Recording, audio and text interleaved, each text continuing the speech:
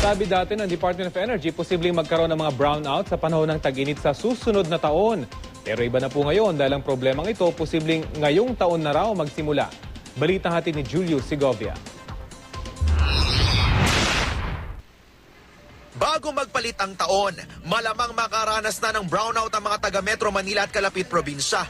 Babala ng Department of Energy. 2,000 megawatts ang nakikitang power deficiency ng DOE. Kung hindi makalilikha ng kuryente ang tatlong plantang nasa ilalim ng Power Sector Assets and Liabilities Management o PSAM. Malamang daw kasing masaid ang pondong pambili ng panggatong ng PSAM kung matutuloy itong magbayad ng bilyong-bilyong piso matapos matalo sa kaso ng mga dati nitong empleyado.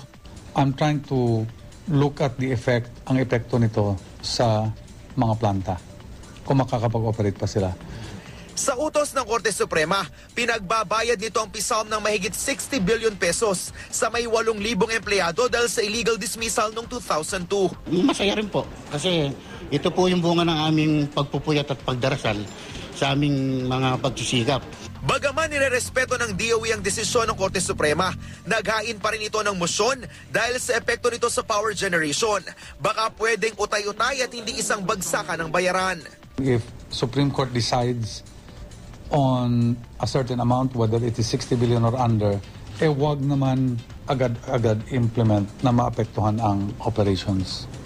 Kung po pwede gawin ng payment scheme. Tatlong paraan ang maaaring gawin para makabayad utang ang PSAM. Ipasok ito sa national budget, pero malamang na mabawasan ang basic services ng ilang ahensya. Ikarga sa universal charge ng electric bill na papasanin din kalaunan ng mga consumer o manghiram na lang ang PSAM ng pera.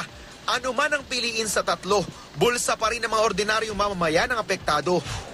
Handa naman daw ang mga empleyado na makipag-usap, pero the most intelligent thing to do is you pay or else it will only increase. bukas naman si Petilla na gamitin ang Malampaya Funds bilang pambayad utang ng PSAM. Julio Segovia, GMA News.